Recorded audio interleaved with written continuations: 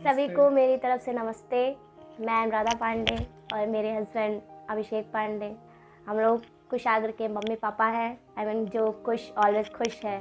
सागर के साथ कैसा हुआ, क्या हुआ और कब हुआ, वो सब बताने के लिए आज हम लोग आप लोगों के सामने आए हैं।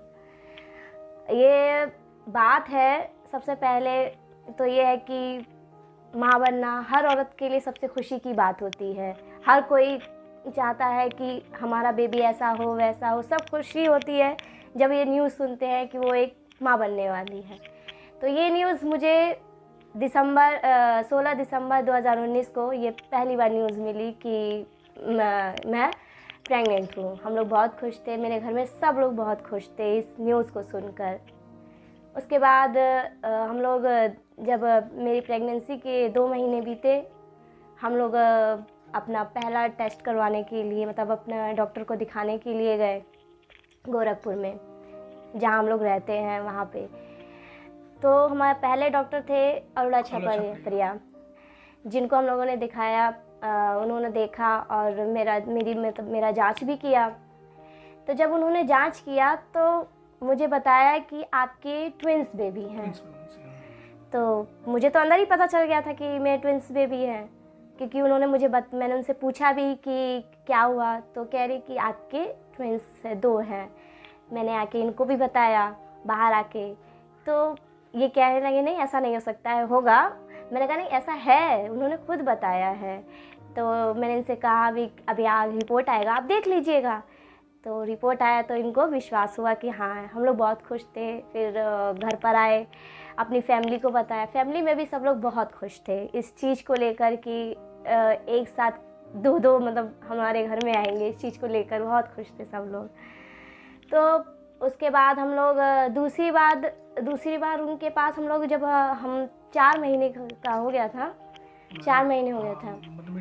हाँ, तो उन्होंने मेडिसिन वगैरह तो लिखा ही था, जो रूटीन मेडिसिन आयरन कैल्शियम का चलता ही है वही, अदरवाइज़ कोई और मेडिसिन वगैरह लिखा भी नहीं था।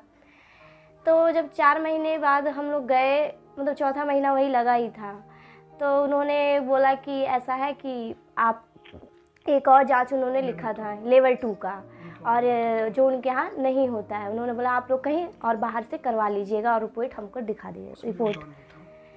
तो हम लोगों ने कहा ठीक है।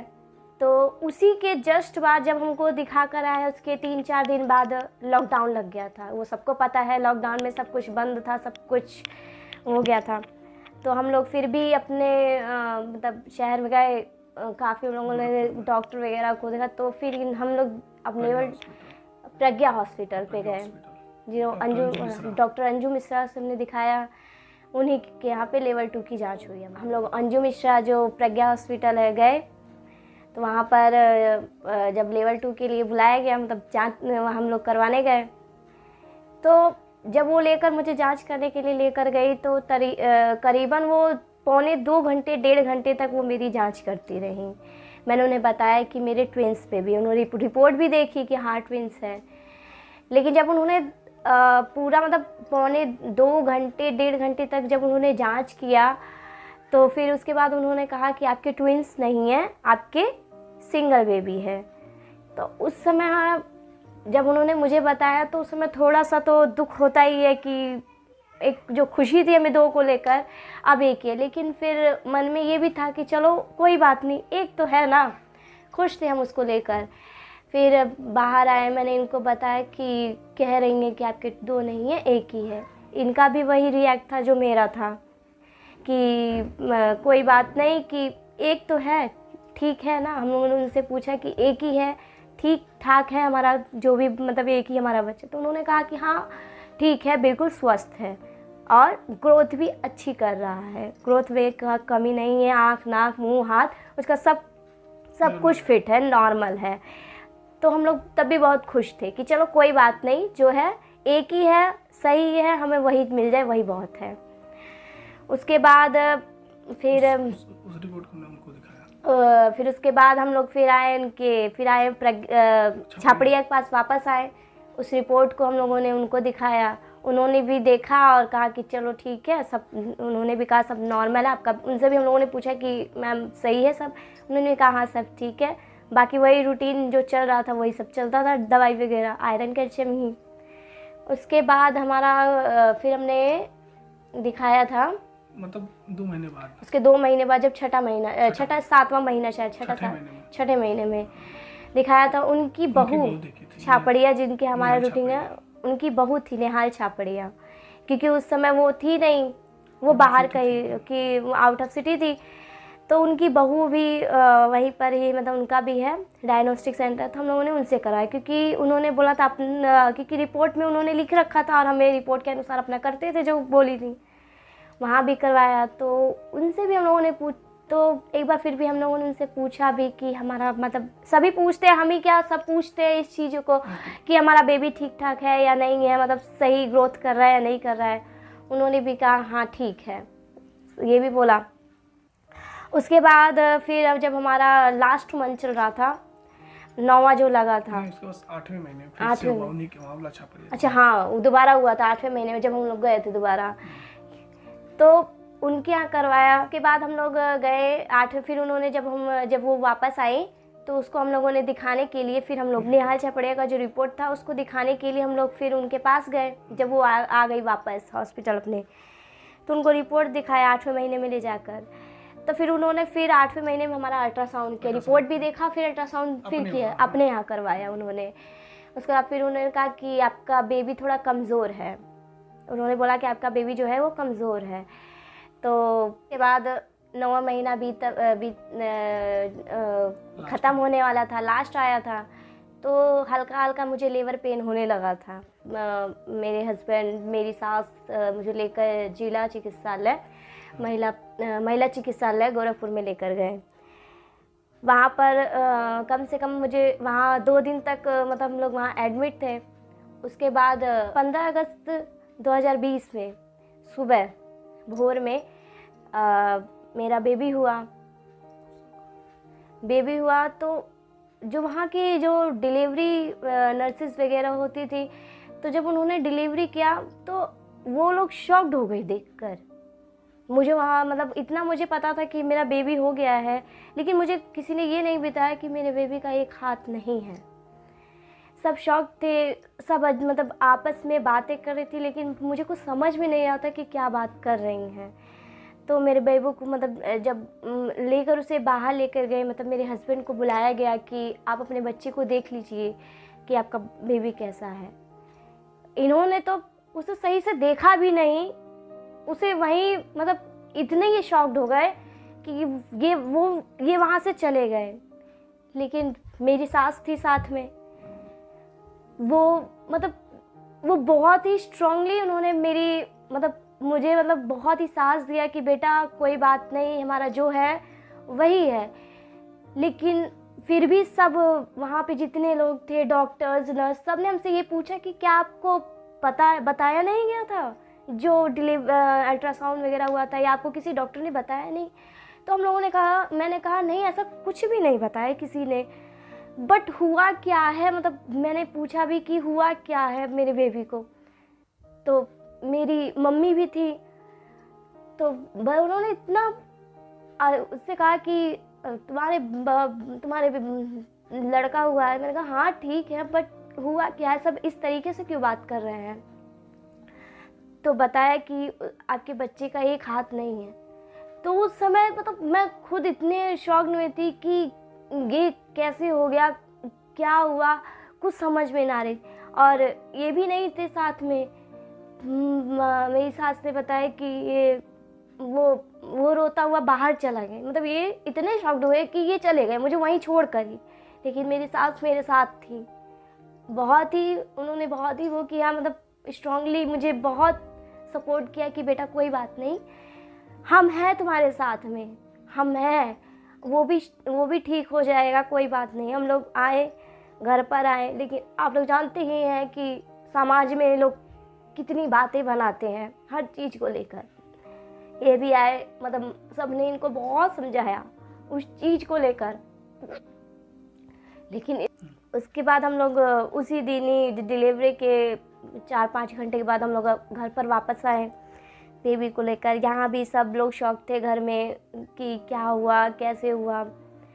कम से कम हम लोग 1 हफ्ते तक एकदम शॉक दे, ना किसी से कोई बात करना, ना कुछ नहीं। हम लोग सोचते रह गए कि हुआ क्या था, हमारा क्या हुआ है हम लोगों के साथ। फिर इन्होंने कहा कि जो भी हुआ है मैं किसी को छोड़ूंगा नहीं। उन जो भी मेरे बच्चे के साथ जितने भी लोगों ने किया है, ये जो भी जैसा किया है कि किसी ने कुछ बताया नहीं, आज जो भी है झेल रहा है मेरा बच्चा, मैं उन लोगों को किसी को भी छोड़ूंगा नहीं। और हम लोग डॉक्टर के पास गए भी थे। उसके 1-1.5 हफ्ते बाद अपने बेबी को लेकर, जिन्होंने लेवल 2 की जांच की थी और जिन्होंने मेरी जो रूटीन डॉक्टर भी थी, तो उन लोगों से हम लोगों ने बात की। ये तो कहने लगी नहीं, रिपोर्ट तो सही था। तो फिर हम लोग ये बच्चा क्या है कि आप लोगों ने क्या किया है। हम लोगों ने उनसे कहा भी कि पहले तो आप लोगों ने बोला कि 2 है, फिर आप बोले कि 1 है, फिर आप हमको अधूरा बच्चा दे रहे हैं। मतलब क्या, मतलब नौटंकी करवा रखी है आप लोगों ने हमारे साथ। ये भी बहुत गुस्सा हुए थे। जब हम लोग इन डॉक्टरों से मिलने गए, चारों लोगों से मिला, हम लोगों ने उनसे पूछा भी कि आखिर ये बताइए, आप लोगों ने रिपोर्ट में तो नॉर्मल बताया था, बच्चा भी फिट है, आप लोगों का बच्चा फिट है, स्वस्थ है, और तो आखिर ये हुआ कैसे? आपने जानबूझ के छिपाया होगा, ऐसी चीज़ होगी। क्योंकि ये PCPND रूल में है कि अगर आपको 19 से 22 हफ्तों के बीच में अगर ये चीज़ें, अगर बच्चे के अंदर कोई क्या नाम है, दिव्यांगता है, बच्चे का कोई अंग पूरा नहीं है, अगर मालूम हो जाता है, तो इस पर PCPNDT में रूल है कि आप बच्चे को एबॉर्ट कर सकते थे। क्योंकि अब आप लोग समझेंगे नहीं, जब से बच्चा पैदा हुआ शुरू में, तब से वो अभी कभी भी अपने माँ का दूध नहीं पी पाया, क्योंकि वो उसको दूध, हाँ, दूध खींचने की क्षमता उसकी बिल्कुल थी ही नहीं, नाक से सांस ले नहीं पाता था। आप उसके वीडियो में अक्सर देखते होंगे, उसकी नाक की साइज भी छोटी बड़ी है, सब कभी भी वो सांस ले नहीं पाया। अब आज भी थोड़ी सी स्थिति अब सही हो गई है। शुरू में उसका ऑक्सीजन लेवल 72 to 80 रहता था। हम लोगों ने उसको एम्स में दिखाया, तो एम्स वालों ने कहा कि ये बच्चा जो है आपका मैच्योर नहीं है पूरा, ये आपका प्री मैच्योर है अभी। हम उसको लेके लखनऊ PGI गए, KGMU में भी हमने अपने बच्चे को दिखाया, क्योंकि वो जो भी दूध पीता था उस समय नाक से बाहर आ जाता था, दूध सारा नाक से बाहर आ जाता था। पी नहीं पाता था। उसका वेट हम आपको बताया, पैदा हुआ 2 किलो का वेट था उसका। और अब उसके बाद हमने भी ठाना कि नहीं, अब ऐसा नहीं, क्योंकि आगे से ऐसा ये लोग लापरवाही किसी के साथ ऐसा ना होने पाए, इसलिए हमने सबसे पहले शिकायत जो चूँकि ये चारों हॉस्पिटल एक ही थाने के, 3 हॉस्पिटल जो शहर के हैं, एक ही थाने के अंतर्गत आते थे, कैंट थाना। हम और हमारी वाइफ हम लोग बच्चे को लेके शिकायत करने थाना कैंट पहुंचते हैं। तो कैंट के जो थाना प्रभारी थे, उन्होंने कहा कि नहीं, आप इसकी शिकायत हमसे नहीं, क्योंकि ये चूँकि मामला मेडिकल का है, हाँ, तो आप इसकी शिकायत सबसे पहले CMO मुख्य चिकित्सा अधिकारी से कीजिए। क्योंकि जब तक CMO साहब हमें अपनी रिपोर्ट में लिख के नहीं बताएंगे हाँ लापरवाही हुई है, तब तक हम कोई भी एक्शन ले नहीं पाएंगे इन समूह के। हम कहा ठीक है भाई। तो हम लोग CMO के वहाँ हम और हमारी वाइफ पहुँचे, तो CMO साहब ने कहा कि कहाँ, मतलब पहले तो उन्होंने हम लोग को टालना चाहा, नहीं ऐसा नहीं है, हाँ ऐसा हो नहीं सकता है। हाँ, उन्होंने मतलब CMO साहब उन सभी डॉक्टरों के बचाव में आ गए पहले तो। उसके बाद हम लोग काफ़ी दिन लगभग लगातार, मैं तो हर दिन, कोई ऐसा दिन नहीं होता था मैं CMO कार्यालय नहीं जाता था। मैं हर दिन CMO कार्यालय जाता था साहब में।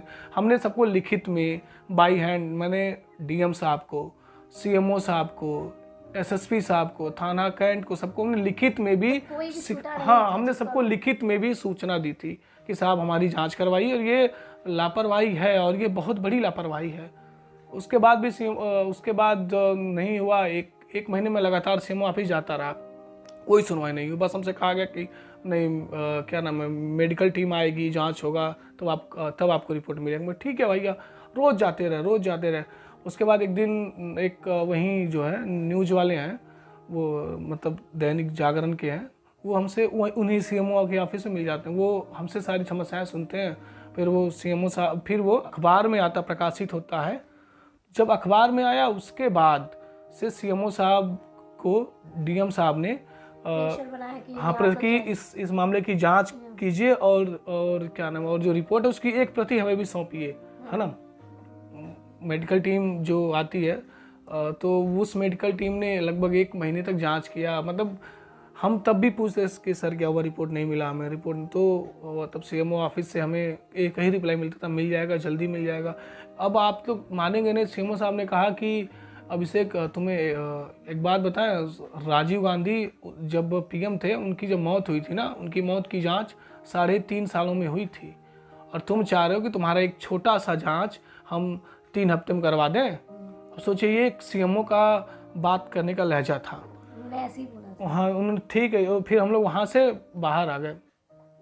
फिर सीएमओ साहब ने जब क्या नाम 1-1.5 महीने बाद हमने उनसे मिला, कहे नहीं होगा, मिल जाएगा।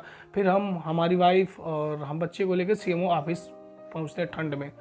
सोचिए उस समय शीतलहर बहुत जब था। हमने कहा साहब हमें आज तो रिपोर्ट चाहिए ही चाहिए, क्योंकि आज के लिए आपने कहा है, बार कहा इस दिन आना। हम हर दिन जाते रहे। कोई ऐसा मतलब वो जब डेट दी, अगले हफ्ते 14 को 20 को, ऐसे वो हमेशा डेट हमको मिलता रहता था।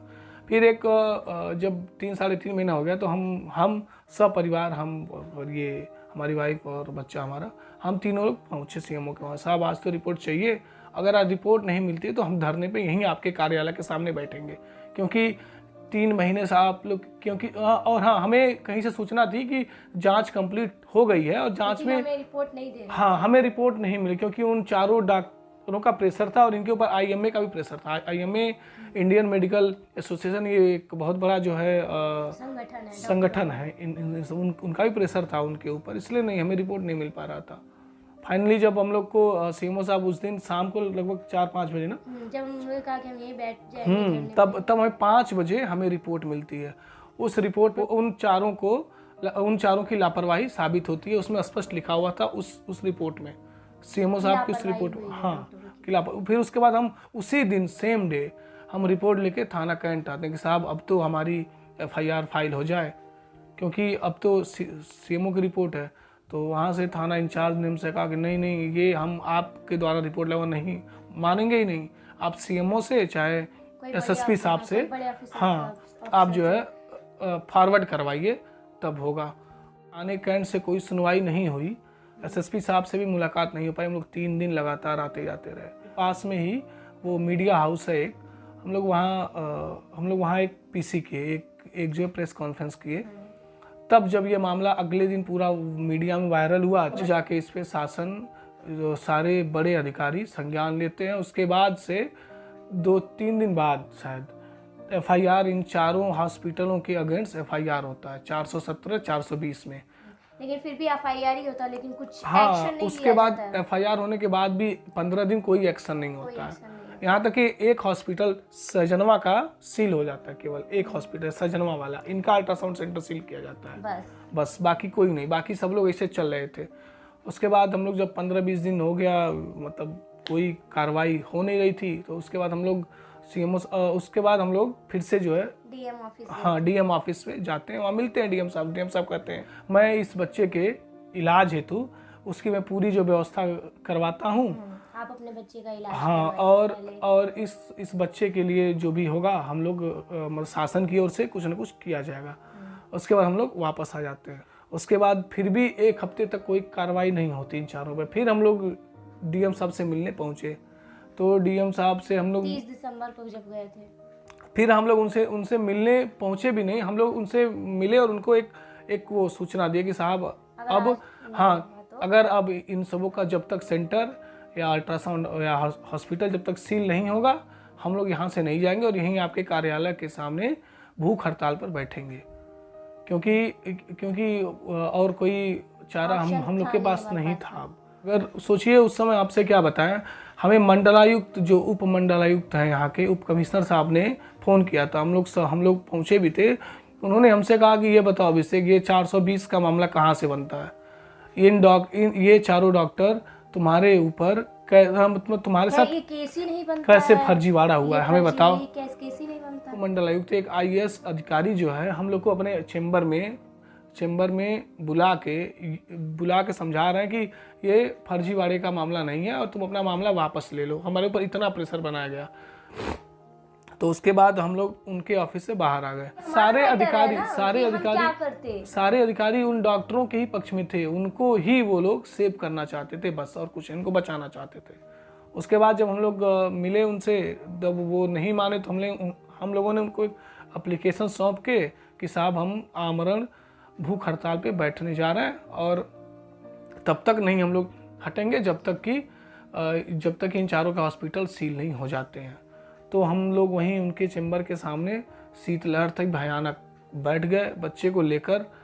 तो जब रात होते थे सारे मीडिया वाले भी आ गए और रात में 7 बज रहे थे। हाँ, सारे मीडिया वाले आए, कई लोग और आए, ये सीओ साहब भी आए, फिर सिटी मजिस्ट्रेट साहब आए, अभिनव रंजन श्रीवास्तव जी आए। उन्होंने हमें समझाया कि तुम अभिषेक हमें 3 से 4 दिन का समय दे दो, सारे हॉस्पिटल सील हो जाएंगे और इन पे आवश्यक कानूनी कार्रवाई की जाएगी। तब हम लोग वहाँ से हट गए। अगले दिन सुबह में चारों हॉस्पिटल सील हो जाते हैं कि चार्जशीट लगी नहीं है। चार्जशीट अभी तक जो है कोर्ट में दायर नहीं किया गया है अभी भी पुलिस के द्वारा। और हमने आरटीआई से इन चारों हॉस्पिटलों का लाइसेंस भी मंगा रखा है। लाइसेंस में इन चारों का लाइसेंस बिल्कुल फेक है, फर्जी, उसमें भी काफ़ी फर्जीवाड़ा है। सारा मामला हमें आप लोग को इसलिए हम लोग बताया ताकि आप लोग भी अगर कभी अब आगे से जो भी ऐसी जांच वाच हो थोड़े अच्छे से करवाइए और आप लोग हमेशा सतर्क रहिएगा। बस इसलिए हम दोनों लोग ये मामले को आप लोग के सामने। मैं केसरी नंदन आज बात करेंगे एक ऐसी कहानी की जो अपने आप में ही प्रेरणा स्रोत है। आज उस बालक की बात करेंगे जो गोरखपुर के एक छोटे से कस्बे देईपार में रहने वाला, जो अपने अदम्य साहस और अदम्य हौसले से किस तरीके से शासन व्यवस्था की नींव को हिला देता है, किस तरीके से अपने न्याय के लिए वो लड़ाई करता है। आइए बात करते हैं उसी बालक की जिसका नाम कुशाग्र है। कुश ऑलवेज खुश। आप जैसे कि जानते हैं कि किस तरीके से चैनल पर लगातार उसकी कहानियाँ, उसके छोटी मोटी हरकतें आप लोगों को प्रभावित करती हैं। आज उसकी थोड़ी कहानी उसके पिता से जानते हैं। नमस्ते अभिषेक जी, ये बताइए कि अभी तक जो हुआ, जो कुशाग्र के बारे में जानकारियां थी वो हमारे दर्शकों को आपने बताया। अब आगे की क्या प्रक्रिया है कि किस तरीके से जो है आप न्याय व्यवस्था को लेकर के न्यायिक प्रक्रिया को किस तरीके से सटीकता से अपने लिए, आप अपने हक के लिए, अपने अधिकार के लिए लड़ाई कर रहे हैं, उसके बारे में थोड़ी जानकारी दीजिए, हमारे दर्शक जानना चाहते हैं। अभी भी मामला इसका कोर्ट में लंबित है, ये चीज आपको भी मालूम होगा। इसका मामला अभी भी कोर्ट में लंबित है और अभी भी इन सबों की जांच हो रही है। लखनऊ से टीम संभवतः अगले महीने आने वाली है और जो आएगी लखनऊ से आएगी टीम आएगी, फिर इन चारों पे फैसला फिर से लिया जाएगा क्या होना है। और रही बात उसके आगे के बारे फ्यूचर, तो अब जो हो गया कैसे था ये चीजें पर हमें बात नहीं करनी है।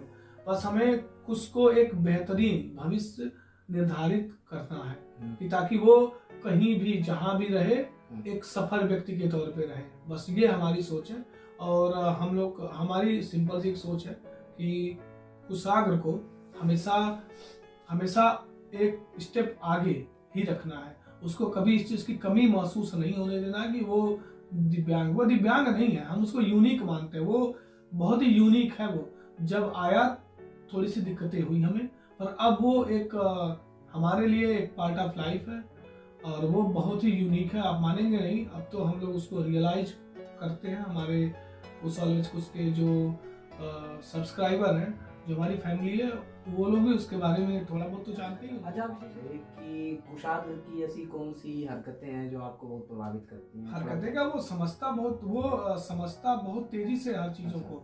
आप मानेंगे नहीं ना, उसका जो सेंस ऑफ ह्यूमर है बहुत तेज है उसका। मतलब कि एक एक चीजों को वो बहुत केयरफुली नोटिस करता है, फिर वो उस पर ऑब्जर्व भी करता है, सोचता है क्या होगा।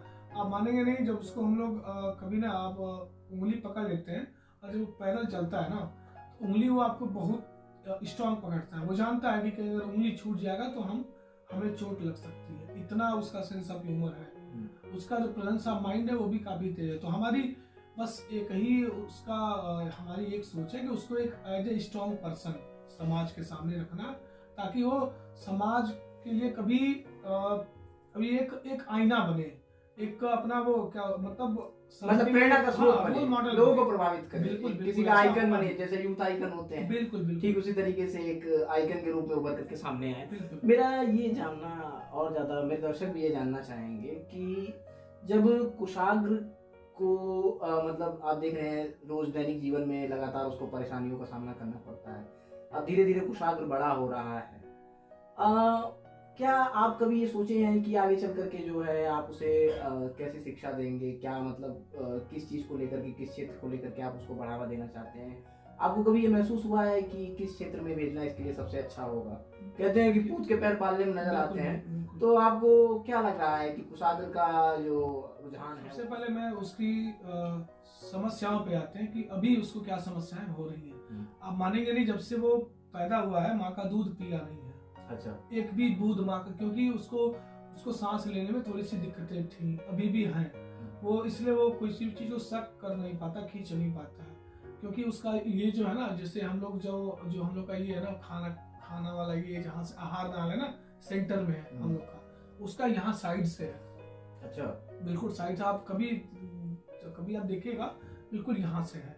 और अभी भी वो जब पानी या दूध ना पीता, ऐसे सीधे सर सीधा करता है, नाक से बाहर आ जाता है। ये समस्या अभी भी फेस करता है। बताइए, नाक से बाहर आना, अभी हमारे अगर हम लोग एक गिलास पानी पी लें और गलती से वो पानी नाक में चढ़ जाता है तो कितनी दिक्कतें होती हैं, और वो बालक जो है लगातार रोज डेली जो है इन सभी चीजों का सामना करना पड़ रहा है। इस हौसले को, इस साहस को वाकई में सलाम है। और आइए कुछ जानते हैं उसके बाद ना, जब उसके बाद भी वो इतनी समस्याएं झेल उसके बाद भी हंसता रहता है। आप उसके चैनल पे जो उसके वीडियोस देखते हैं ना, ऐसा नहीं है वो हम लोग वो वीडियोज में भी नहीं, हमेशा हंसता रहता है। इसलिए उसका चैनल का हमने नाम भी रखा है, खुश ऑलवेज खुश। इतनी समस्याएं झेलने के बाद भी बच्चा खुश रहता है। अभिषेक जी, एक चीज और पूछना चाहेंगे, हमारे दर्शक ये भी जानना चाहेंगे कि आपको ये YouTube पर चैनल बनाने की प्रेरणा किसने दी? मतलब आपको लगा कि ये कहानी जो है, जो कुशाग्र की कहानी है, वो लोगों तक पहुंचनी चाहिए, तो ये कहाँ से आपको विचार आया कि ये कहानी सिर्फ और सिर्फ एक सोशल मीडिया के माध्यम से पहुंचाई जा सकती है? नहीं, कहानी की बात नहीं थी। मतलब जैसे हमारी एक छोटी बहन है, आप लोग जानते हो कि मानवी नाम, उसका बीनू नाम है, वो सोशल मीडिया पे काफी एक्टिव रहती है। उसने ही इसके बारे में हमें राय दिया, सुझाव दिया। तो बस मतलब जिस तरीके से इतिहास में बुआओं ने अपने भतीजे और भाइयों का गौरवगान किया है, ठीक उसी प्रकार से कुशाग्र को इस मंच पर लाने का कार्य जो है उसकी बुआ ने किया। उसका आज भी इंस्टाग्राम हैंडल उसकी बुआ ही हैंडल करती हैं। मैं सिर्फ इसका YouTube और बस मैं इसका YouTube ही हैंडल करता हूँ। बाकी इसका जो भी सोशल मीडिया अदर अकाउंट है वो उसकी बुआ ही देखती है। अब मैं आपको एक चीज और बता दूं, हम लोगों ने जो उसके बारे में, जो आपका सवाल भी था हमसे कि उसको फ्यूचर में उसके बारे में लोग क्या सोच रखते हैं, देखिए मैं इसको कभी भी इसकी दिव्यांगता को उसकी कमजोरी नहीं बनाऊंगा, क्योंकि वो उसकी एक क्या कहते हैं उसको एज ए रोल मॉडल सबके सामने रह रहा एथलीट में। और वो हमें उम्मीद है कि वो इस काम में बखूबी, इस काम में वो आगे भी आएगा। और वो उसके जो हरकतें हैं वो देख के लगता भी है कि ये एक ना एक दिन बहुत आगे जाएगा और भारत के लिए एक क्या कहते हैं उसको, एक मतलब पूरे भारत को वो सम्मान महसूस करवाएगा। कुशाग्र के माता पिता चाहते हैं कि कुशाग्र बड़ा होकर के एक पैरा एथलीट बने, और पैरा एथलीट आप देख रहे हैं कि किस तरीके से विश्व में भारत का परचम इस बार पैरा ओलंपिक्स के खिलाड़ियों ने लहराया, और कई लोगों को पद्मश्री और पद्म भूषण और पद्म विभूषण से सम्मानित भी किया गया राष्ट्रपति के द्वारा, राष्ट्रपति भवन में। कुशाग्र के माता पिता भी चाहते हैं कि भारत देश का नाम जो है कुशाग्र विश्व स्तर पर जो है कुशाग्र के पिता बताना चाहते हैं। पूछते हैं जरा क्या कई भी अब आप सोचिए, जो ओलंपिक्स हुए हैं उसमें सिर्फ 8 पदक आए ना भारत में, है ना। जो पैरा ओलंपिक्स हुए हैं उसमें 19 पदक आए ना, 19 पदक। फिर भी कहीं ना कहीं भारत के लोग जो सम्मान नॉर्मल लोगों को, जो ओलंपिक्स में जो लोग जैसे नीरज चोपड़ा जी हैं, अदर लोग जो मतलब मेडल आए, वो सम्मान कहीं ना कहीं पैरा ओलंपिक्स वालों को, पैरा एथलीट को नहीं मिला है। कहीं ना कहीं इनकी शिकायत है कि जो सम्मान सामान्य लोगों को मिल रहा है वो अक्षम्य रूप से या दिव्यांग लोग जो हैं उनको कहीं ना कहीं समाज नहीं दे पा रहा है। आखिर गोल्ड वो भी तो लेकर के आ रहे हैं, आखिर पैरा ओलंपिक्स में नाम तो वो भी रोशन देश का कर रहे हैं। ऐसा क्यों भेदभाव क्यों किया जा रहा है? सरकार की तरफ से भेदभाव किया जा रहा है या समाज की तरफ से भेदभाव किया जा रहा है, ये तो स्वयं तय करना पड़ेगा, क्योंकि खेल तो एक ही है। बशर्ते बस यही है कि एक में दिव्यांग खिलाड़ी बन करके उतर रहा है और एक में सामान्य। अब फैसला ये करना है कि क्या हम किस तरीके से समाज को तय कर रहे हैं, किस तरीके का देश चाहते हैं। वो देश चाहते हैं जहाँ पर भेदभाव की स्थिति पैदा रहे, या वो देश चाहते हैं जहाँ पर सभी को समानता। इस एपिसोड में अंतिम सवाल पर हम लोग जाते हैं, पूछते हैं। मेरा सबसे अंतिम सवाल ये है कि कुशाग्र को ये ना महसूस हो कि वो एक दिव्यांग है, एक समाज से थोड़ा सा हटा हुआ है। ऐसे में उसके लिए आप क्या करते हैं? मतलब परिवार का क्या सपोर्ट रहता है ऐसे पक्ष को लेकर के? सपोर्ट नहीं, हम लोग तो उसको कभी ये चीजें महसूस होने ही नहीं देते कि वो दिव्यांग है। आप मानेंगे नहीं ना? नहीं, आप नहीं महसूस होने देते, लेकिन समाज तो कम से कम समाज को लेके हम चल नहीं सकते हैं। समाज क्योंकि समाज हमसे है। नहीं, आप कुशाग्र को कितना मनोबल रूप से मजबूत कर रहे हैं, मनोबल, ताकि कुशाग्र कब को तैयार रहे कि समाज जो मेरे साथ ये भेदभाव कर रहा है उसके लिए मैं पहले से ही तैयार था, मुझे ये पहले से पता था कि ये चीज मेरे साथ होने वाली है।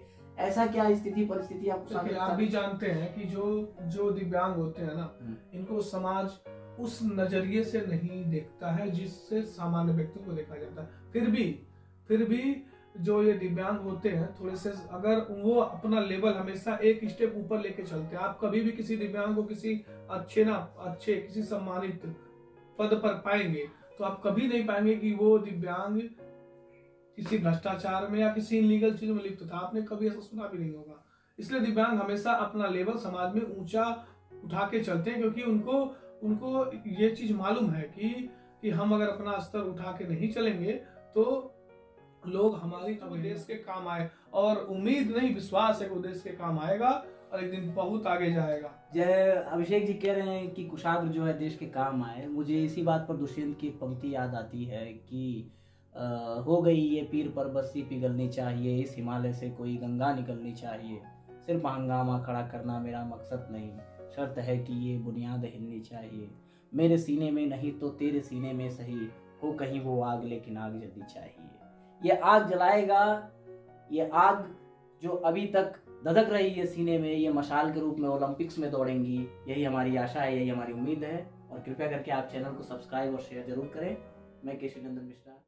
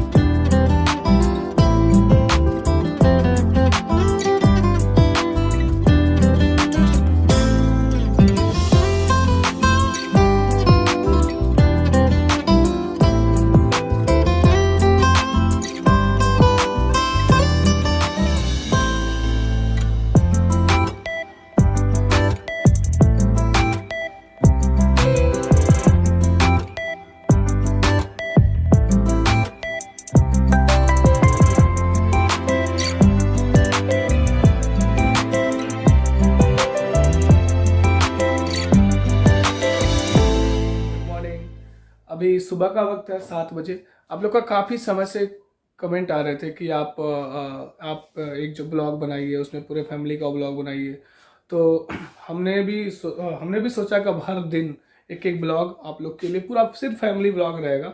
उसमें हमारी फैमिली, कुछ के बारे में, अदर चीज़ों के बारे में आप लोग के सामने रखेंगे। बस आप लोग प्यार और सपोर्ट बनाए रखिएगा। सुबह 7 बज रहा है और हमारे वहाँ सुबह लगभग 6 बजे चाय बन जाती है, 6 बजे सुबह में ही, क्योंकि कुछ की मम्मी लगभग 5 बजे उठ जाती हैं सो के। तो और मम्मी भी मेरी 6 बजे के आसपास उठ जाती हैं। और आइए अब हम आपको मिलवाते हैं आपके प्यारे लाडले कुशाग्र से, जो अभी सोए हैं। आप लोगों को रात में लेट नाइट सोता है, इसलिए थोड़ा सुबह जल्दी उठता नहीं है, सोता थोड़ा देर तक है। देखिए अभी तक कुछ सोए हैं।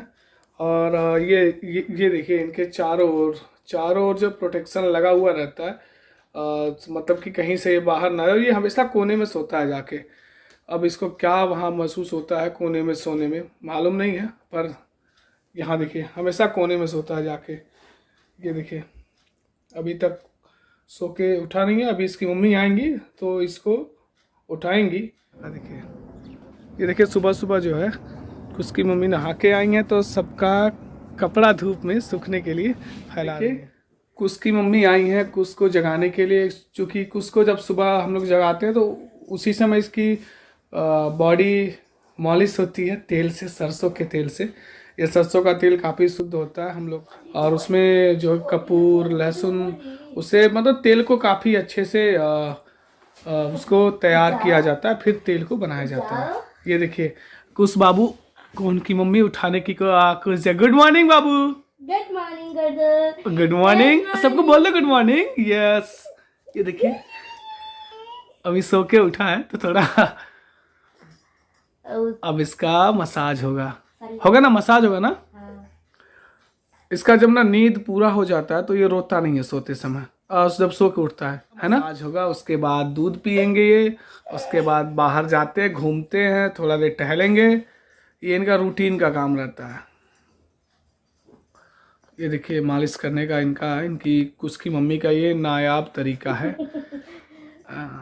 जो इनकी मम्मी से सीखा है। ये देखिए इनका पहले मसाज होगा कुछ का। वाह क्या ठाठ है इनके, ठाठ है ना बाबू। अच्छा ये सुबह सुबह मसाज कहाँ करते हैं? इससे बॉडी थोड़ी एक्टिव हो जाती है। अच्छा इससे सुबह सुबह किया जाता है। चलिए ये भी ठीक है। ये नहाने जाएगा ना अभी लगभग 1-1:30 बजे के आसपास, तो इसका फिर धूप में छत पे मसाज होता है ना। उसके बाद ये नहाता है। मसाज करवा कर रोज सोते हुए मसाज करवा रहे। देखिए अभी सोया हुआ है पर सोते हुए उसका मसाज हो रहा है। ये देखिए बाबू। चलिए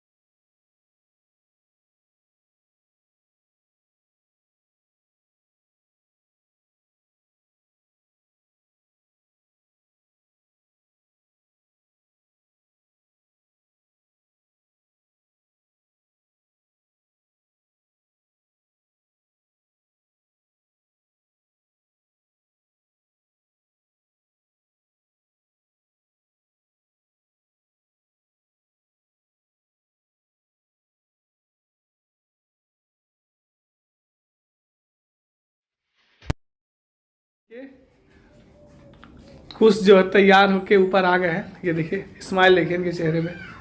वाह। और हम आपको मिलवाते हैं, कुछ की दादी है यहाँ। ये देखिए कुछ की दादी हैं, सब्जी काट रही हैं। आप भी कुछ ये देखिए कुछ पूजा करने जा रहे हैं अभी। इनका ये रूटीन है डेली का।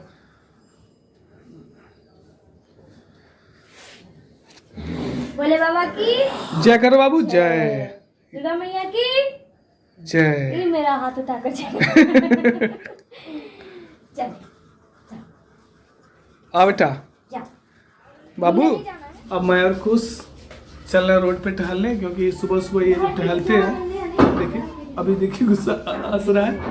हम लोग सुबह सुबह जाते थोड़ा, तो इसको तो रोड पे टहलाया जाए।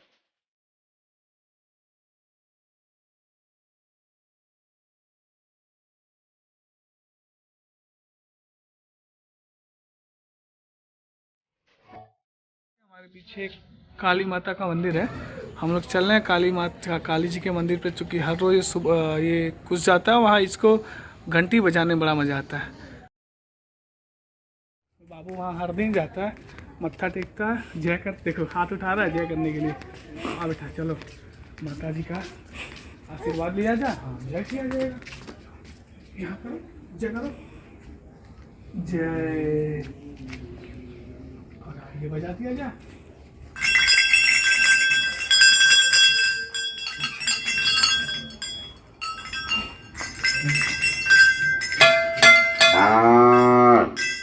कुछ तो जय बोल दो एक बार, जय माता। यहाँ सारे बच्चे हैं स्कूल जाने वाले, ये देखिए ये एक उसकी बुआ है, एक उसकी दीदी, एक उसके भैया लगेंगे, ये सारे भैया देखिए यहाँ से देखिए सारे स्कूल जाने वाले। कुछ भी यहाँ सुबह सुबह आ रहे हैं, अंकल की दुकान है यहाँ पे, तो स्कूल वैन यहाँ आता है, इस रोड पे स्कूल वैन आती है बच्चों की, तो यहीं से सारे बच्चे स्कूल जाते हैं सुबह सुबह। के साथ कितना खुश है ये देखिए कितना खुश है अंकल, देखिए ये इतना खुश तो अपने मम्मी के साथ नहीं रहता जितना अपने अंकल के साथ। देखिए बाबू हाय बोलो सबको, बोलो हाय बोल दो। देखिए कितना खुश है मम्मी के साथ अपने अंकल के साथ। ये देखिए उसकी मम्मी खाना बना रही है सुबह सुबह आज, क्योंकि थोड़ा पहले खाना इसलिए बन रहा है क्योंकि बीनू का एग्जाम है सुबह। हाँ उसकी बुआ है बीनू, आप तो जानते ही होंगे उनसे परिचित होंगे, उनका उसका सोशल मीडिया अकाउंट्स जो भी है, फेसबुक है या इंस्टाग्राम है, वो उसकी बुआ ही हैंडल करती है। आया है तो थोड़ा थक गया है, तो अब ये दूध पिएगा, उसके बाद थोड़ा देर खेलेगा, उसके बाद फिर से सोएगा। इसका सोने का टाइम है 10:30 बजे तक लगभग सो जाता है। देखिए कितना हंस भी रहा, अभी खुश है बिल्कुल। अब इसको दूध पिला दिया जाए। आजा, अच्छा ठीक है, सुन लो बाबू, यहाँ सुनो। हनुमान जी कैसे बनता है बेटा मेरा, हनुमान जी कैसे बनते हो? गया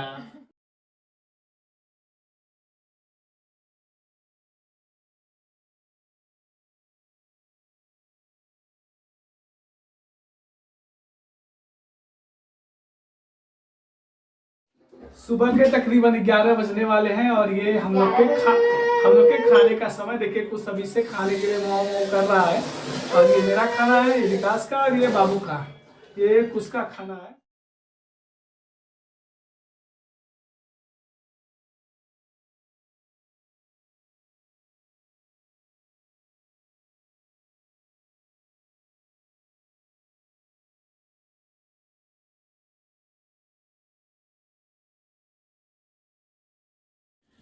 तो ये कुछ के नहाने का समय है, इनको थोड़ा हल्की ठंडी है, इसलिए इसको छत पे नहलाते हैं हम लोग। धूप भी है और इनका पानी भी थोड़ा सा हॉट रखते हैं ताकि इनको ठंडी ना लगे। और आइए देखते हैं कैसे नहाते हैं बाबू। इनकी मम्मी पानी लेकर रेडी है, साबुन भी है, इनका शैम्पू भी है, सब कुछ।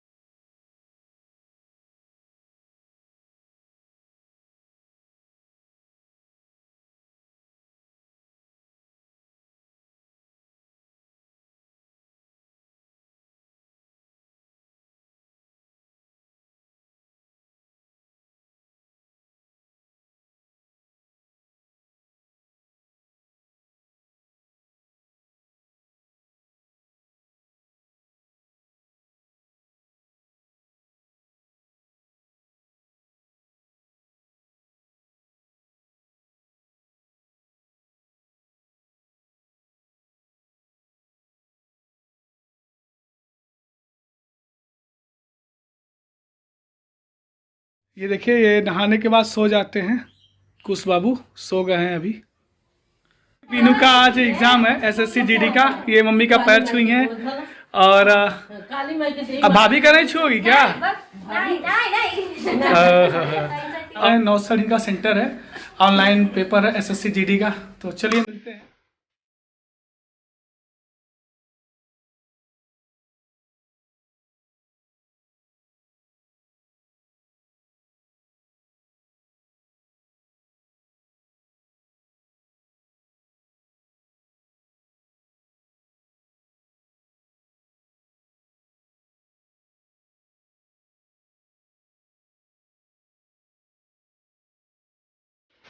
फाइनली अभी बीनू को उसके एग्ज़ाम सेंटर पे छोड़ के आ रहे हैं। तो रास्ते में एक मोमो सेंटर है, फेवरेट है मेरा, यहाँ हम लोग मोमो खाते हैं। आके फिर चलते हैं, फिर उसको वापस रिसीव करने आना है 4 साढ़े 4 बजे के आसपास। तो इसका एग्ज़ाम अभी 5 बजे ख़त्म होगा। तो फिर आप लोग से मिलते हैं पहुँच के घर। अभी 4 बज रहा है और ये कुछ के लंच का समय है। अब देखिए कुछ, हाँ लंच ही है ना ये आफ्टरनून में, और क्या खाएंगे ये। अब इनके खाने का फिर से सभी सो के उठा है जस्ट। तो अभी इसको खाना खिलाया जाएगा। और खाना खिला रही है इसकी मम्मी है और इसकी दादी, 2 लोग हैं।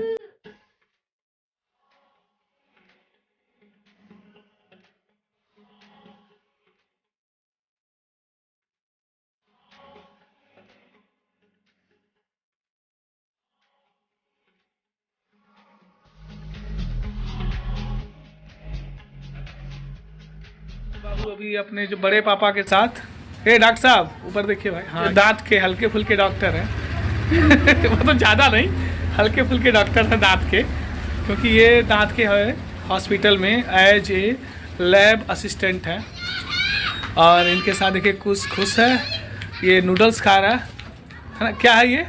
नहीं नूडल्स नहीं है, तो सामने करिएगा नूडल्स। अरे दिखाइए भाई, अरे ये सामने वाला रैपर दिखाइए। हाँ ये देखिए नूडल्स है, पर ये नूडल्स नूडल्स की शेप में है ना। देखें ये देखिए नूडल्स की शेप में। ये कुछ का फेवरेट जो है मुरमुरे। शाम का वक्त है और मैं आज अपने पुराने वाले, जहाँ हम लोग पहले रहते थे, हमारा पुराना घर है। देखिए कितना बड़ा छत है। ये देखिए यहाँ से, देखिए यहाँ से देखिए ये वहाँ तक है। देखिए वो जो आखिरी उधर है, जहाँ ये आपको लाइट का पोल है ना, यहाँ तक है हम लोग का छत। ये काफ़ी बड़ा है ये वाला एरिया। और ये देखिए अभी कुश बाबू बुआ और अपने बड़े पापा के साथ खुश हैं बिल्कुल। देखिए कितने मस्ती से खेल रहे हैं। और ये हैं कुशाग की छोटी दादी हैं, और ये कुश के अंकल हैं। हाय बोलो सबको। क्या नाम है तुम्हारा? नाम बताओ, नाम बताओ। कुशा के पापा कौन है? हम। कुशा के पापा तुम हो? अरे सुनिए सुनिए, सुनो, ये है कुश की विवाह बुआ। देखिए उसका जो आधा बचा हुआ था ना मुरमुरे, ये खा रही हैं लेकर के। तो गाइस अभी चल रहे हैं, बीनू को उनके एग्ज़ाम सेंटर से ले आना है। और फिर वहाँ पहुँच के फिर आप लोग से मिलते हैं। अब थोड़ा शाम का वक्त है तो जो है ठंडी ज़्यादा हो गई है, इसलिए हमने ये बीनू का एग्ज़ाम छूटने में लगभग 20 मिनट बाकी है। तब तक हम यहीं सड़क के इस पार रुके और चाय पी लेंगे। एग्ज़ाम जो है अभी ख़त्म हुआ है, चाय ले लो मिलेगा यहाँ। तो बीनू का एग्ज़ाम अभी जस्ट अभी समाप्त हुआ है और अभी ये आई है। तो अब हम लोग यहाँ चाय पीएंगे और उसके बाद चाय पी के निकलेंगे घर।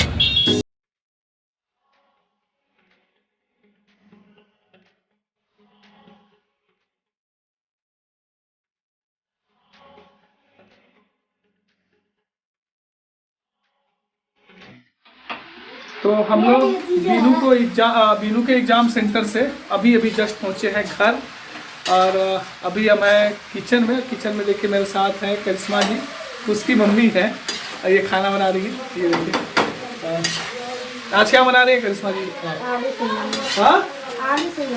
आलू शिमला मिर्च। और क्या है? दाल चावल रोटी। अरे आज तो कुछ मेहमान भी आए हैं हमारे वहाँ, स्पेशल है। आज आए हैं हमारी मौसी जी और उनके बेटे यानी हमारे भाई अंकित और बहन हिना, ये लोग आए हैं। हिना चुकी यहीं पढ़ती है, तो उसका एग्ज़ाम होने वाला था, तो इसलिए वो आज हम लोग खाना खा रहे हैं। और सबसे पहले आज हमारे वहाँ नए मेहमान मौसी आई हैं, यहाँ देखिए आप लोग। हाँ ये देखिए, ये हमारी मौसी, ये देखिए भाई, ये हमारी मौसी हैं और कुछ की दादी हैं, देखिए ये हैं। और ये अंकित कुछ अपने अंकल के साथ खड़ा करिए, खाना खा रहा है। मम्मी इसकी खाना खिला रही हैं। देखिए खाना खा रहे सब कितना खुश है। एकदम खुश है अपने चाचा के साथ। देखिए कुछ की दादी यहाँ खाना खा के फिर आप लोग की बात, आप अभी हम लोग भी खाना खा लें, फिर मिलते हैं आप लोगों से। हमारे वहाँ गांव में अक्सर लोग रात के 9, 9:30, 9:15 तक खाना सभी लोग खा लेते हैं मैक्स। तो अभी हम लोग खाना वाना खा के सब लोग बाहर जो बरामदे में बैठे हुए हैं, सभी लोग हैं। हम हैं, बाबू है, मम्मी है, उसकी मम्मी है और विकास है। देखिए सारे लोग बैठे, दूध पी रहे हैं। कुछ अपना ही वीडियो देखता है रात में, क्योंकि ये लेट नाइट सोता है। तो देखिए अपना वीडियो देखे कितना खुश होता है, अभी देखिएगा। देखिए सुलाने की कोशिश की जा रही है। अब ये कोशिश लगातार 1 घंटे 1.5 घंटे तक चलती है, तब जाके ये सोते हैं।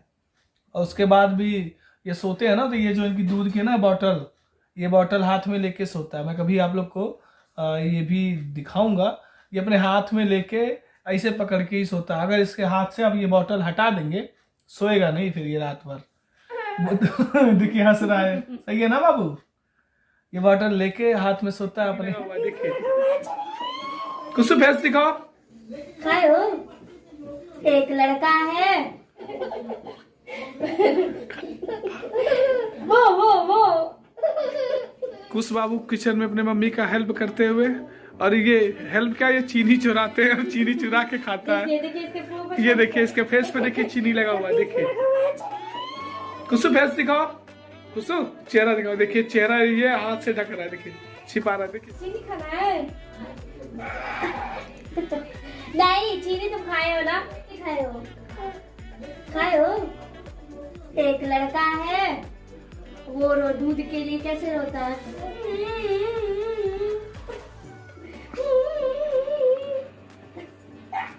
कुछ शर्मा गए क्या? एक लड़का है, वो रात के समय खर्राटे कैसे लेता है? कैसे लेता है खर्राटे?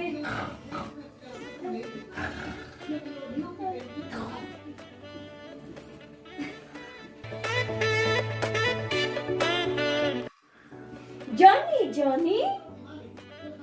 Yes, Papa. Eating sugar? No, Papa. Telling lie?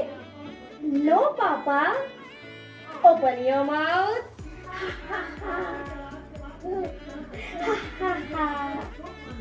मछली जल की रानी है, जीवन उसका पानी है। हाथ लगाओ डर जाएगी, पानी निकालो मर जाएगी। मैकडॉनल्ड है डम्पा, ओ मैकडॉनल्ड है Dampa, at largest party had some house, E-I-E-I-O. Moo day, everybody moo day. Oh MacDonald had a farm, E-I-E-I-O. At largest party had some duck, E-I-E-I-O. Whoa. Whoa.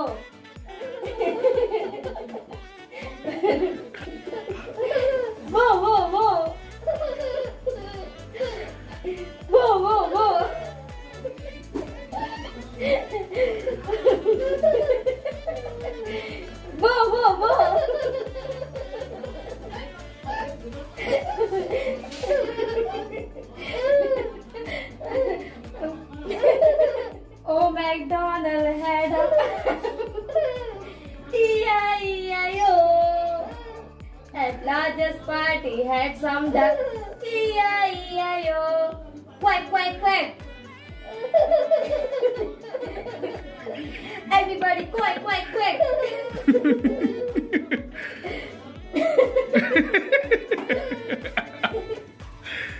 Oh, McDonald had on farm. E-I-E-I-O. At largest party had some cat. E-I-E-I-O. Meow, meow, meow. Meow, meow, meow.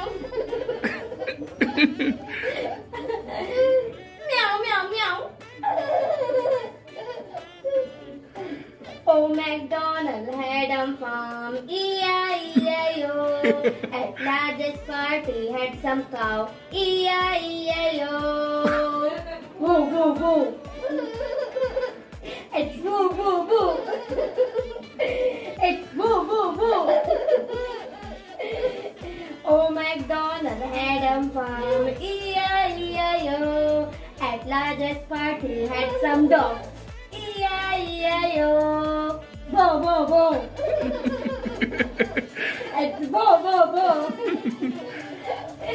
Bo, bo, bo. It's bo, bo.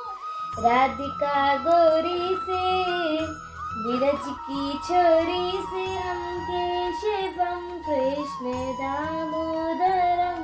यहाँ देखिए देखिए आगे पकड़ा रहता है टंकी। Hi guys, good morning. आज नए ब्लॉग में आप लोगों का बहुत बहुत स्वागत है। और अभी आप लोग के लाडले कुछ बाबू देखिए सोए हुए हैं अभी तक, देख लीजिए एक बार। और इनको ना सोने के लिए एक बेड भी छोटा पड़ता है। ये पूरा 360 एंगल में घूमता रहता है पूरे बेड में। रात को इनको फीवर हो गया था ज्यादा, 101.1 के आसपास था इनका फीवर कल रात में।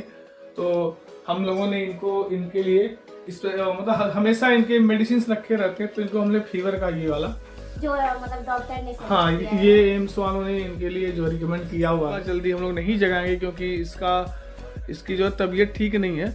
तो आइए हम आप लोग को छत पे कौन कौन से लोग हैं उनसे मिलवाते हैं, चलिए। सो गाइस, हम आ गए हैं छत पे जहां हमारा किचन भी है और भी लोग हैं। आइए मैं आप लोगों से और लोगों से मिलवाता हूँ। है उसकी मम्मी करिश्मा, ये देखिए ये क्या बना रही हैं आज खाने में? दाल चावल रोटी सब्जी। अच्छा, अभी किचन को फास्ट फॉरवर्ड कर दी है आज। चलिए और लोगों से मिलवाते हैं आपको। आइए इस रूम में देखते हैं। यहाँ मम्मी, देखिए यहाँ मम्मी बैठी हैं और ये मौसी हैं। ये लोग अपना सुख दुख बैठ के एक दूसरे से साझा कर रही हैं बैठ के। यहाँ देखिए, अब हम आप लोग को लेके चलते हैं छत पे जहाँ बीनू शायद अपने स्टडी रूम में पढ़ रही होगी। देखते हैं।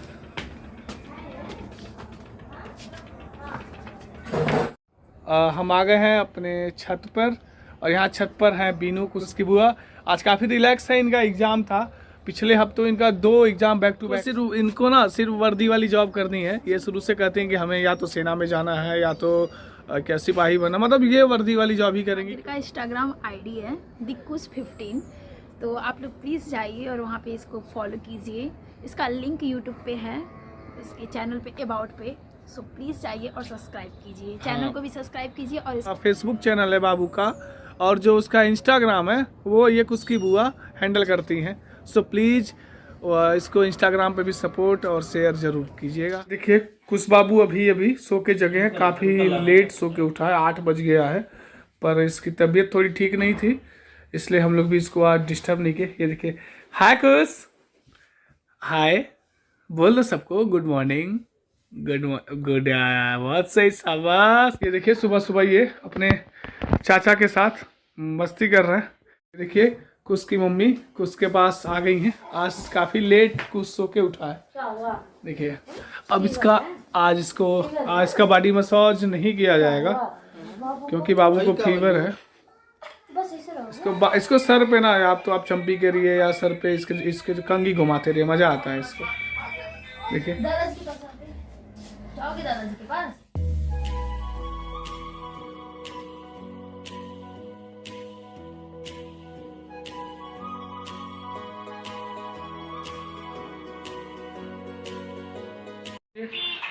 कुछ बाबू काफ़ी देखिए ये अभी कार्टून देख रहे हैं फ़ोन पे दूध पीते हुए। यहाँ देखिएगा।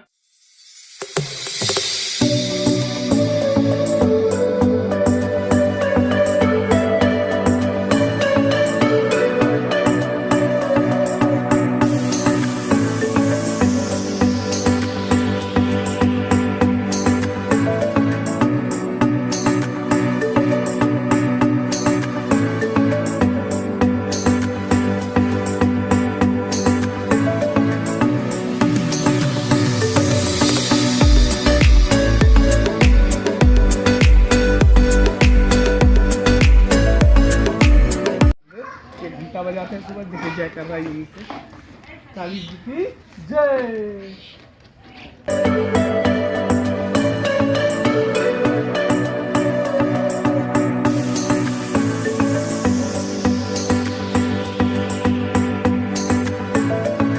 कुछ आए हैं चाचा की दुकान पे और ये खाएंगे स्नैकर, ये वाला चॉकलेट। और यहाँ देखिए सारे बच्चे स्कूल जाने वाले भी बैठे हुए हैं।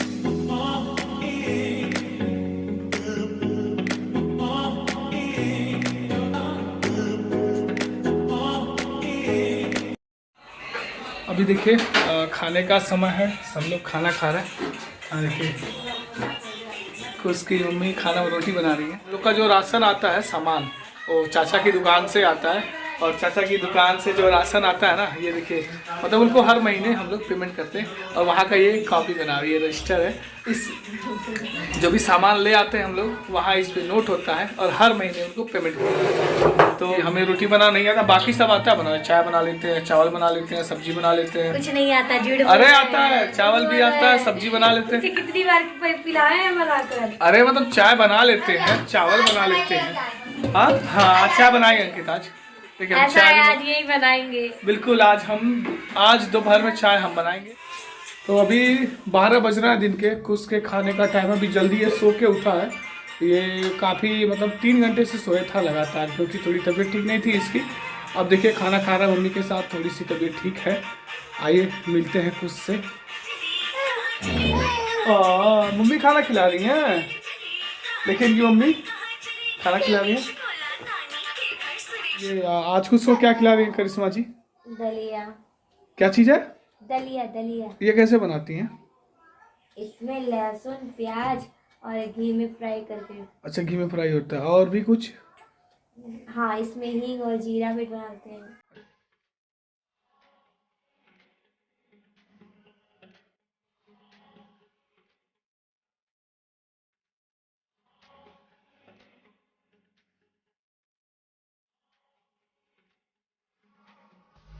तो चाय बनाना है तो थोड़ा दूध ज़्यादा है, पानी भी ज़्यादा है। अब इसको हमने गैस पे रखा और रेगुलेटर ऑन किया और ये है लाइटर और ये हो गया ऑन गैस। अब हमारे अनुसार सबसे पहले चीनी डालते हैं। रुक जाइए, इतना जल्दी उसको पकने दीजिए। अरे इसमें चीनी चाय पत्ती एक साथ डाल दीजिए। नहीं ना। अच्छा रुक जाइए, ऐसे बनाएंगे।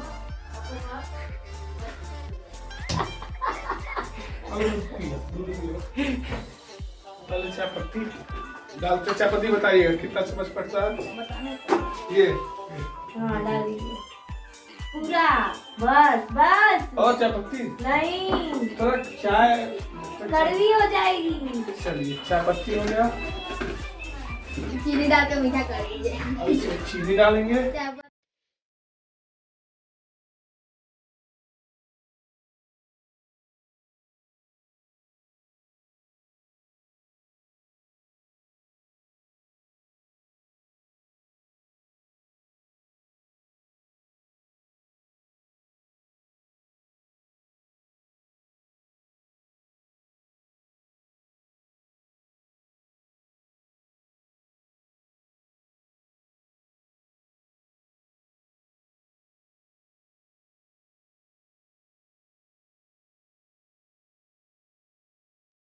दुकान वाली चाय की फीलिंग आ रही है। हाँ दे दीजिएगा बाबू के पास। पर अब लोगों का रिएक्शन जानना होगा कि चाय कैसा है।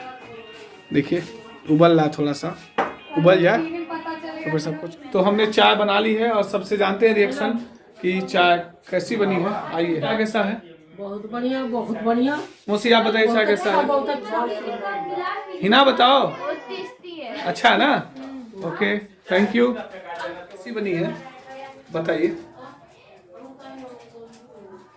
बाबू लंच के लिए रेडी है, खा रहे हैं अपना लंच। वाह गजब, बेटा खा लो। अरे वाह है। इन लोगों को ट्यूशन पढ़ाती हैं बच्चों को। ये सारे बच्चे आसपास के ही हैं हमारे।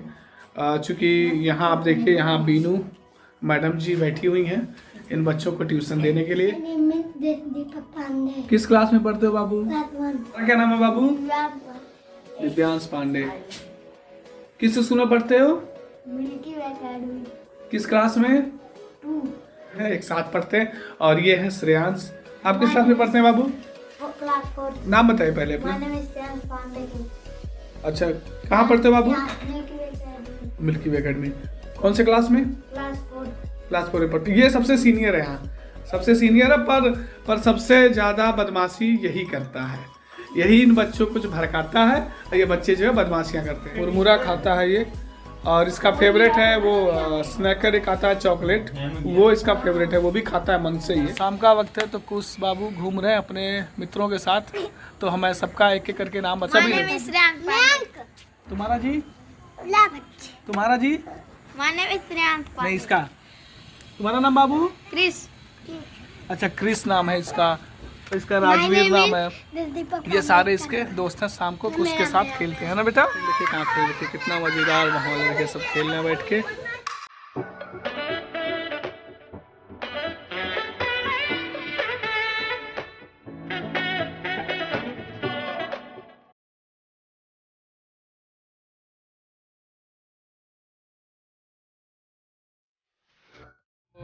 अभी हम और डॉक्टर साहब जा रहे हैं हम लोग पिपरौली, हमारा लोकल मार्केट है, वहाँ चूँकि कुछ की दवा लेनी है और हम जाकर वहाँ कुछ खाएंगे।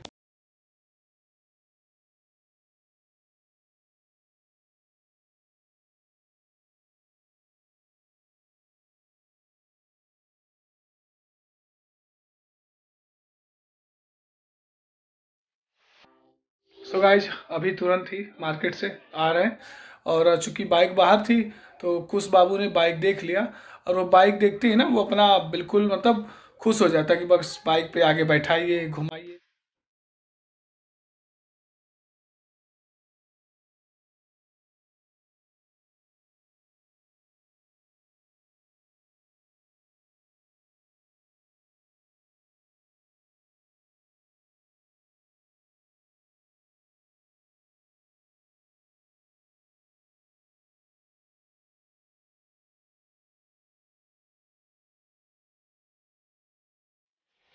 हमारे साथ बाइक पे राइडिंग का मज़ा ले रहे हैं। पीछे लक्ष्य अंकल हैं, आगे कुछ बाबू बैठे हुए हैं। ये देखिए यहाँ से देखिए कितना मज़ा आ रहा है इनको राइडिंग करते समय।